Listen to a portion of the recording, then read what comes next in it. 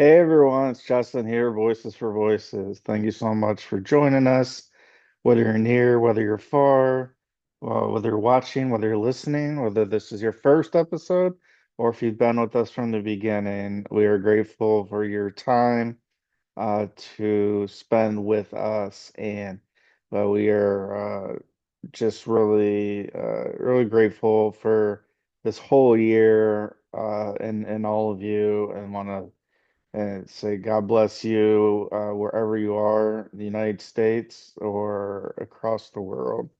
Thank you for joining us. This episode, we're going to be talking about a little bit about neurodivergency, uh, inclusive workspaces, and inclusive play. I'm going to start off by talking about inclusive play. When we think of uh, when we think of a playground, right? We think of mulch, we think of uh, monkey bars, slides, swings, some have zip line, uh, just a lot of different ways to play. And for the individuals who aren't neurodivergent, and we'll get in and talk about what that really means, not the Wikipedia definition, just what that means. And so what that means is there are individuals like you and I and others who we we play a little bit different. We need, I use the word accommodation, but I'm not using it lightly. I'm not using it as a crutch. I'm using it as what it really is. And to be neurodivergent, that just means we're a little bit uh we're all human, but there are ways and things that the way we play need a little bit of change and the historical way of play, as I mentioned, with the mulch and the swings. It all in the past has come down to the assumption that we're all able to walk, we're all able to maneuver through mulch, right? Uh, that we're able to not get stuck when we're walking through mulch. So if we arrive at the playground and we get out of our vehicle, how are we able to get on? Not how, where's the swing located and what's around it? And if there's mulch around it, someone who is wheelchair bound, it's really hard to, if not, well, it's really hard. I don't want to say it's impossible, but it's really hard. If you're wheelchair bound and you have, let's say, 50 feet, 20 feet, 100 feet, whatever that amount is, to get to that swing, and that's the one thing that you and I want to do is envision ourselves going to the park and riding the swing. Well, if there's mulch there, that becomes a little bit tougher to even make it there because it's not a smooth, flat surface that wheelchairs are able to maneuver through easily. Now, there's those of us who we don't think twice. We arrive in our vehicle and we walk over through the mulch onto the swing, and then we swing. Or we go up the steps of this that lead us to the slide or slides, and we go down the slide and we have no no issue with that, no problem, no challenge with that. And so when we talk about neurodivergent play areas, we're talking about play areas for all, not just for some. Now,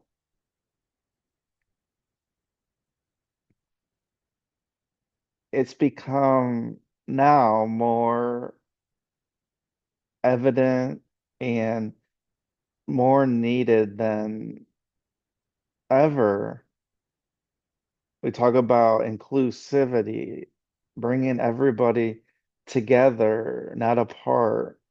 And part of bringing everybody together is giving each of us an opportunity to play in the same type of way. So if you're not wheelchair bound or if you are wheelchair bound, we all can play in the same space.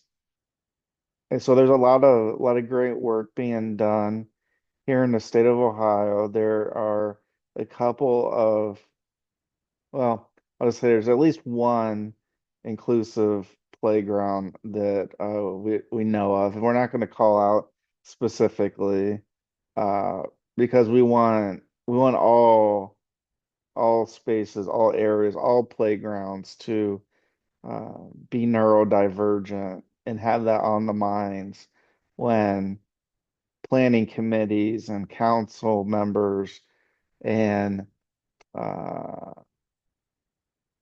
if that issue comes up on a ballot to vote on, that we understand that not everybody is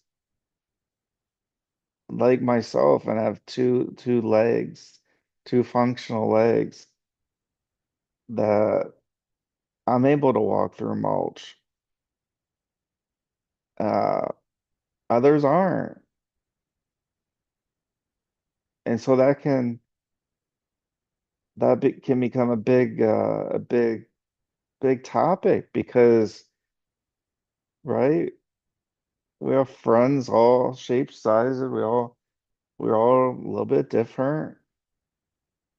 And if we're hanging out and we say to anybody in our class or any of our friends, hey, do you want to go to the playground and play? Well, to all the people who don't have, those challenges of the wheelchair or others, or they're really more immobile than uh than others, that not only is mulch an issue, but how about the swing itself? Does the swing keep everybody safe? And so these are topics and ideas that, the year right now is 2025. We're going to be in 2026 very shortly. And we should be able to have inclusive playgrounds for all. And I know there's a lot of work being done locally to make that a reality. And so just think about that the next time you're at a playground and you're with children of, oh, if I was in a wheelchair, now wheelchair bound, how would I how would I get to the point where I can ride down a slide? Or how do I get to the point where I'm able to swing on a swing? Or all the other facets and uh, areas of a playground to make them inclusive and uh, neurodivergent. And so I've mentioned that I am neurodivergent. Now there's different things we can mean. We could be neurodivergent. We could be neurodivergent in one way and not others. And so where I am neurodivergent, uh, number one is the mental illnesses with major depression, general anxiety, ADHD, ADD, and then the lower spectrum autism is uh, that I'm impacted more on that continuum on uh, lights, on loud noises, sounds, uh, and so that's where I land on the neurodivergent area. And I'm not just, it's about lights. It's interesting because people say, "Oh, well, you have to have light to, see where you're going." And yes, that's true. But when you're in an area where if you're able to see, and again, I'm lucky lucky to be able to see, and I have two functional legs and two functional arms and fingers, and I mouth, nose, ears. I am blessed to be uh, who I am and what I have, parts of the body and things. Others aren't. And so we have to think about that. And so getting back to the lights, it's not just the fact like, oh, well, I need a light to see if I'm able to see, or my caregiver is able to see. But for me, it's not just the fact that, oh, lights are on and every light bothers me. It's not the case. It's hard to explain, so I'm not going to get into all the different aspects. But one area that is, I think, overlooked when it relates to lights is the temperature. So, right, there's warm, there's cool, there's just right. And so we try to dress ourselves. So if it's chilly, we want to dress ourselves or have our caregivers dress us in long sleeves and coats and pants and shoes and socks as best as we can. And then the opposite, if it's warm, depending on how warm it is and where we're at, say we're at a beach, then we're going to be at a beach when the weather is warmer. Then we're going to want to be again dressed appropriately, whether we're able to dress ourselves or we have our caregivers that help dress us. And so when we get talk about lights, think about the sun when it's summertime. It's warm outside, warmer than other parts of the year, depending on where you live. Um, and so, right, the sun, if we're able to feel that heat, lights inside can do the same thing. there can be certain types of lights that not only are functional as a way for us to be able to see versus in the dark, but there's also lights that are brighter and warmer than others. And I don't know which ones are which. All I know is from my experience, what I notice myself is there are certain lights, and again, I can't explain which ones they are, and we're not going to badmouth light, light bulb makers, manufacturers. Uh, we would hope that the trend, if it's not already there, would be getting closer to where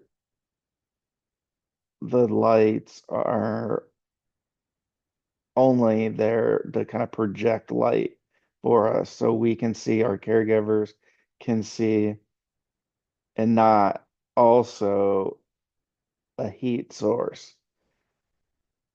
And when you're as sensitive to things as I am and others, trust me, we can tell when a light is not just a light, it's also, I heard somebody say it's a heat source. And so that makes me very, very, very, very anxious. My anxiety goes up. I have a hard time spending a large amount of time in areas like that. And that's just me. I'm not speaking for everybody. But that's what makes me neurodivergent. One of the ways that makes me neurodivergent. Talked about if somebody's wheelchair bound, if they're able to see, not see, hear, not hear, taste, not taste, feed themselves, not feed themselves, walk, and as opposed to not being having that having that challenge. And and so that's why I wanted to have this show, and we're gonna do a couple more shows about this. This one is I'd say an all-encompassing one, a big summary to kind of introduce us all to neurodivergent. And these aren't excuses. That's one thing that does bother me. These aren't excuses for us. These are like we all are. We're human beings. We have areas where we're similar. We have areas where we may be a little bit different, and that's okay. We're human beings. We're meant to be different. God made us in his image of what he wants us to be. And so we want to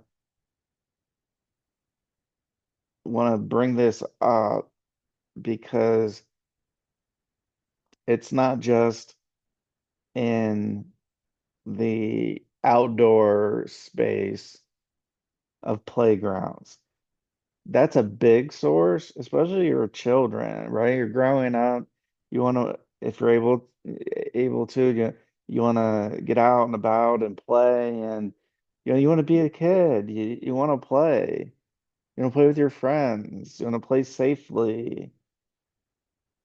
You want to say, "Oh, well, I can do this, but sorry, there's mulch here, so I know you're wheelchair bound, so."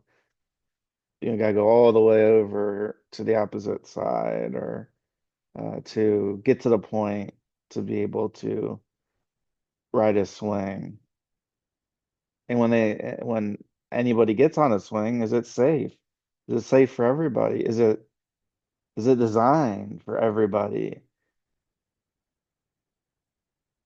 And so those are things that they're coming more and more to the forefront, and we applaud the organizations. We applaud the cities, municipalities, states, provinces, countries uh, that are and have made outdoor play inclusive for everybody who wants to play. And that's just wanting to be a kid. That's all that is. It's just wanting to be a kid. You're a kid, we want to play. We want to play. We don't want to have to think like, oh, well, I can only do this. And or can somebody help me over to this area? We'll do it if we need to.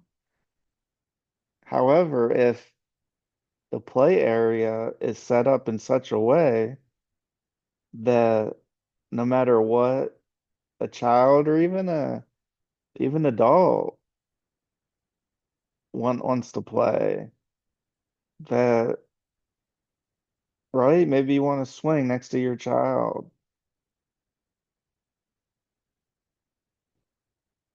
especially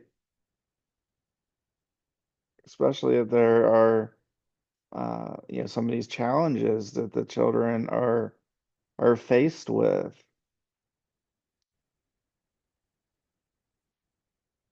That whole comfortability,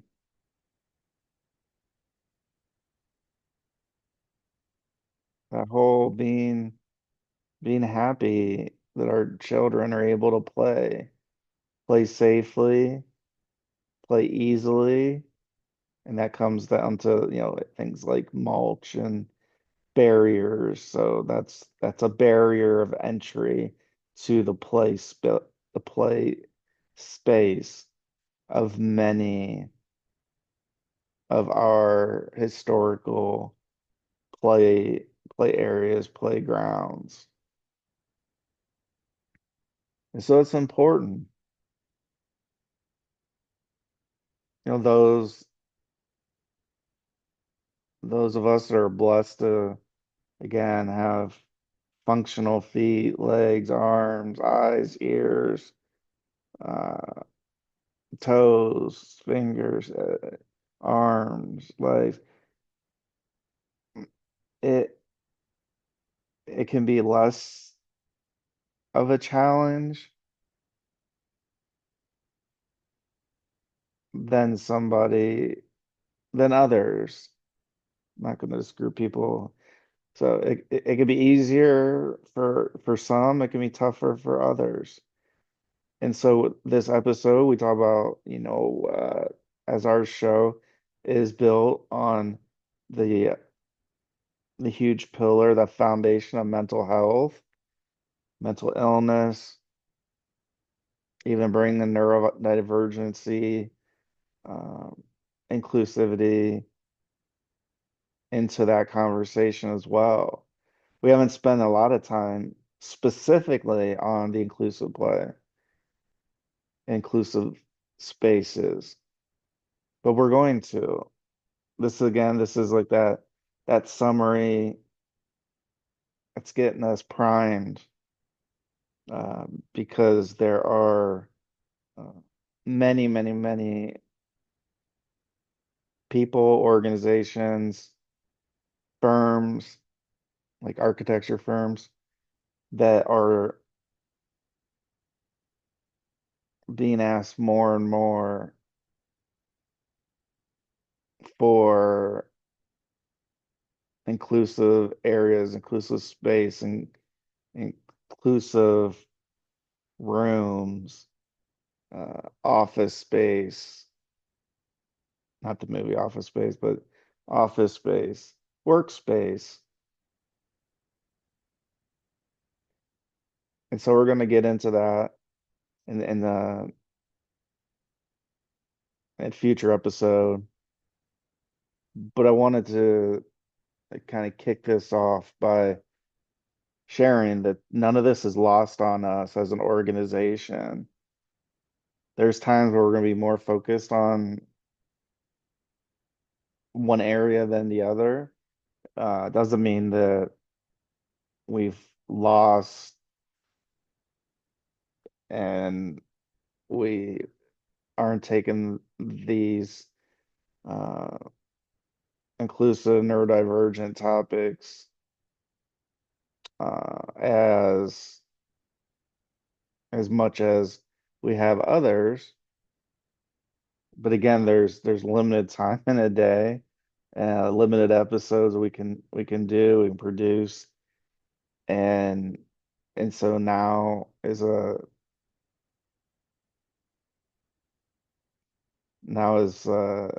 time again that we're gonna kick this off, and we're gonna have an episode or two. They're gonna be follow-ups to this because it is a hot topic.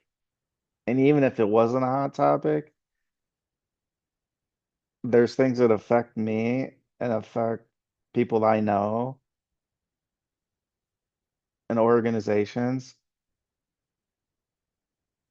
that have that are inclusive, and some of those, well, some, a lot of individuals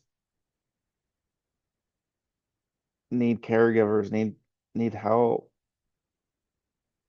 traveling from this space to the next space to the next space. And then we think about, okay, transportation, wheelchair bound, may need a wheelchair lift vehicle. And so I would think that there would be, now versus 20 years ago, there would be a higher demand in vehicles to be able to transport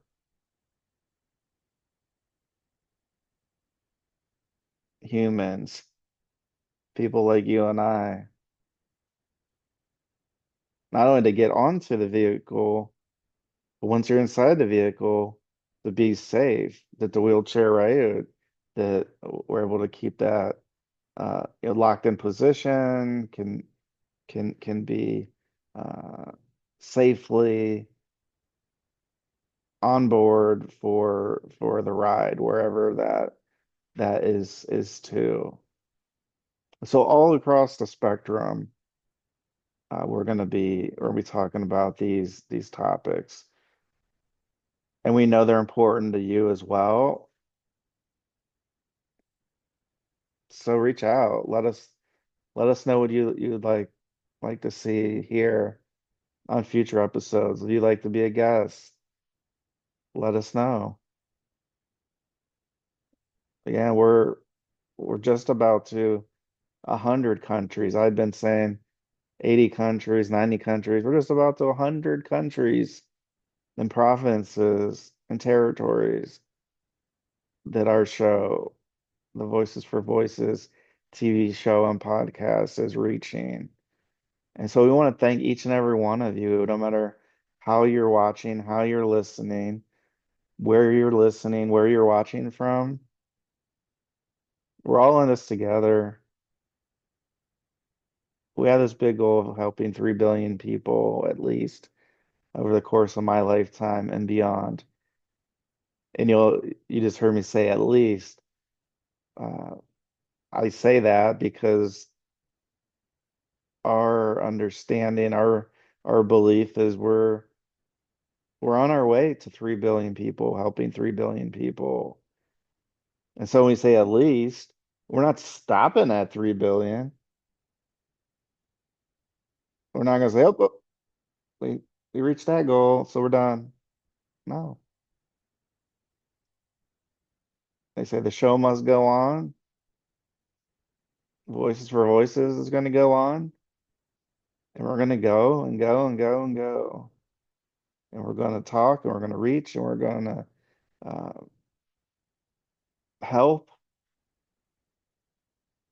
or help people here in the United States, here locally in our state. across the country, across the world. It makes no difference where you're at and how you watch and how you listen. We're just so happy and glad to have you with us. So until next time, it's Justin here with Voices for Voices, and we want to say let's celebrate all of our voices, no matter no matter how and what way that may be. And until next time, please be a voice for you or somebody in need. Bye bye. We'll see you next time.